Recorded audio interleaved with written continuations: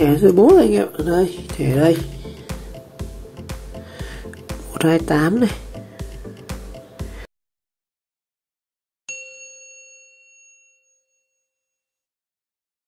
Rồi, và để test cái dung lượng thật của nó thì mình sẽ thử copy 128, 134GB dữ liệu vào cái thẻ này. Mình sẽ copy trên máy tính luôn. Đây, chúng ta sẽ ra máy tính chúng ta thử nghiệm luôn cái thẻ này. Đây nhá, 128 này. Mình cắm vào máy tính xem nào nhá. Rồi, cắm vào đây còn không cắm được luôn anh ạ.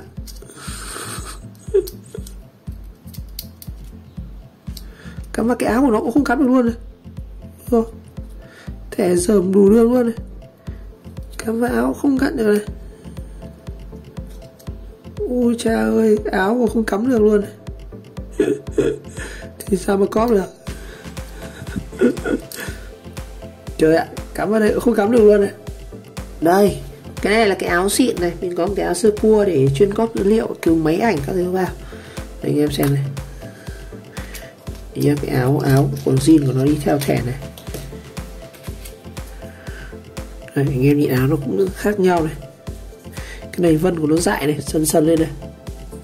Cái kiểu nó bị xước ấy này. Còn cái áp xịn của nó này.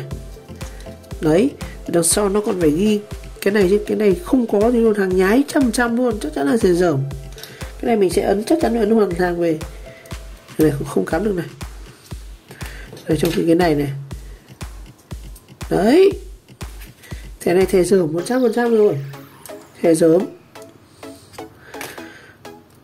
Rồi ơi, bị lừa rồi. Giờ mình sẽ cắm, mình mượn cái áo của thằng này mình đi copy dữ liệu nhá. Copy dữ liệu vào đây xem chạy được không. Rồi, ở đây mình để sẵn một cái USB này anh em ạ. Để phòng cái trường hợp mà nó không thể nhớ, mình sẽ cắm vào máy tính này. Chúng ta sẽ copy data vào đây xem nó có chạy được không. Xem có file không. Rồi. Đây, nhận SDSC này. Đây, chính là cái này. Trên máy tính thì nó nhận thành 124GB anh em. Làm sao trên điện thoại mình nó nhận thành 134GB. Bây giờ mình sẽ copy thử dữ liệu vào đây. Mình sẽ lấy khoảng đây. Trong này của mình có rất nhiều data anh em, cứ copy thử thôi, test vào xem nào. Đây, ví dụ mình sẽ copy thử cái đây. Đây là data nhiều, cái này có 8GB thôi. Cái này nó khoảng nặng phết đấy anh ạ. Mình đang cần một cái lượng data lớn để mình có thể test được cái này nhiều á. Mình đợi xem nó khoảng 10GB.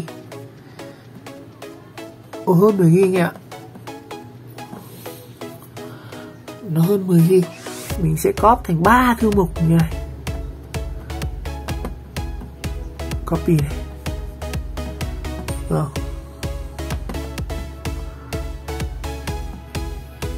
Test 1 này.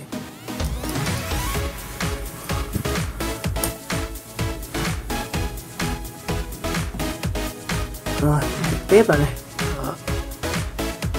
Copy này. Test xem dung lượng thật của nó như nào.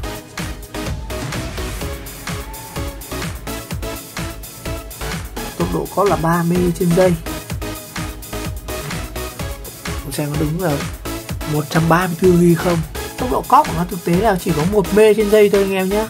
1 MB trên giây thôi. Máy mình dùng ổ SSD nhá. 1 MB trên giây, 3 MB trên giây này. Tốc độ nhấp nháy nhấp nhổm này. Ôi trời. Đây anh em xem này. Mình quét được gần nửa thì tốc độ của nó chỉ duy trì tầm 7 MB trên giây rồi. Bây giờ mình sẽ thử test với cái thẻ này. Mình sẽ rút cái thẻ ra. Mình cầm cái thẻ xịn này vào. Sau đó mình sẽ dừng cái này. Stop. Rồi. Chúng ta sẽ rút cái thẻ ra nhá.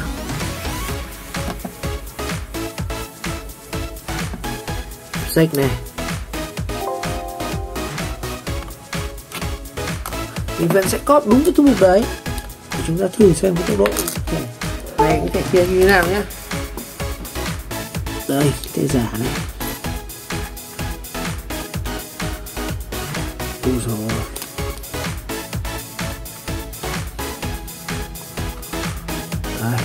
copy thử, vẫn cái thư mục đấy thôi.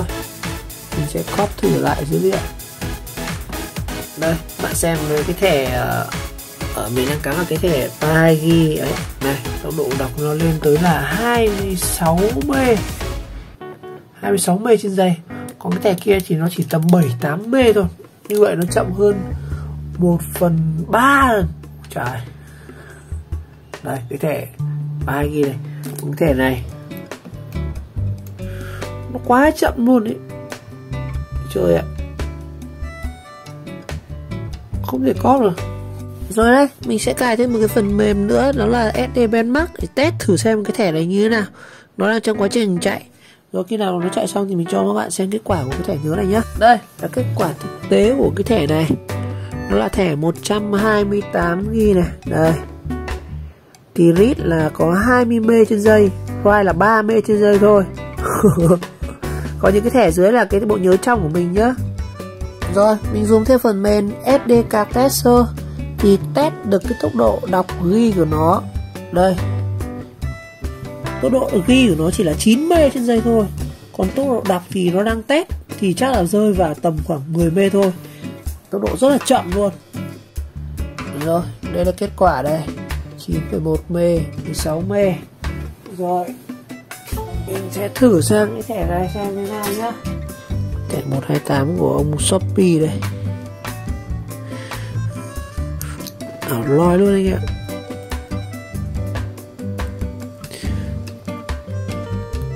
Khởi động lại phần mềm. Lúc cho nhận thẻ là như anh em.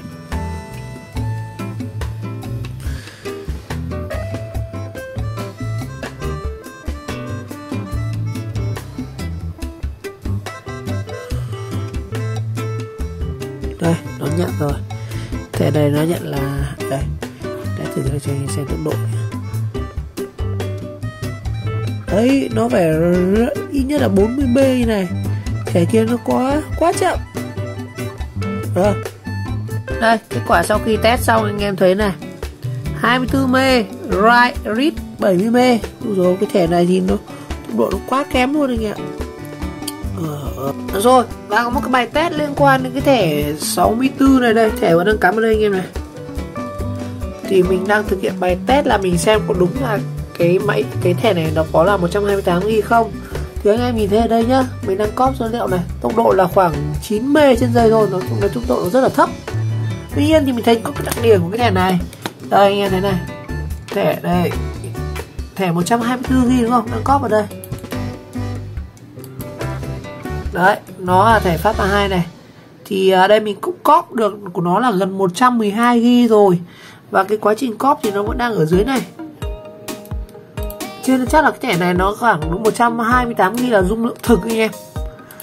Rất nhiều mình thấy có feedback của anh em ghi là thẻ này chỉ có 32GB thôi, nhưng mà mình copy vào thực tế này, mình copy được đến là 112GB rồi. Và chắc chắn là con số này nó sẽ tăng thêm, tại vì cái này nó đang chạy. Thì mình có thể khẳng định luôn thì cái thẻ này thì không phải thẻ chính hãng, nó là một cái thẻ fake thôi. Tuy nhiên thì nó cũng có một cái đặc điểm là mình thấy là nó 128GB này thì chắc là nếu anh em không sử dụng để quay 4K chẳng hạn, chắc là thẻ chắc chắn không quay 4K, tốc độ thấp này nó ghi nó sẽ về bị drop lỗi.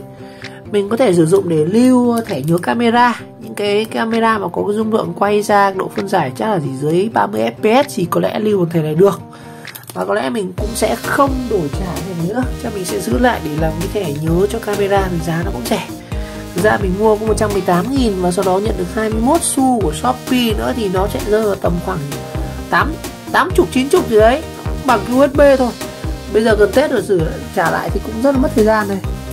Thẻ này anh em xem lại này, tốc độ ghi thực ra mình có thể hoàn toàn trả lại được. Đây công kết không đúng lắm, 95M, nhưng mình test anh em xem đấy, tốc độ nó chỉ rơi vào khoảng tầm là khi nhà đọc lỗi là tầm 20M trên giây thôi, không được 80M trên giây đâu, nó chỉ được 1/4 của cái thông số này. Và cái thẻ này thì mình cũng đã giới thiệu rồi.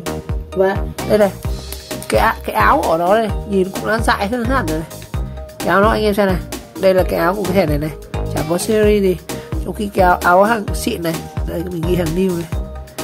Đây, mua cái thẻ 32 này, nó phải có mã biết các kiểu như này, Samsung khắc. Đó, cái thẻ này hoàn toàn không có fake lòi ra mà cũng chẳng tặng kèm gì cả. Thôi chắc là giữ lại, chẳng trả được Tết nhất đến nơi rồi.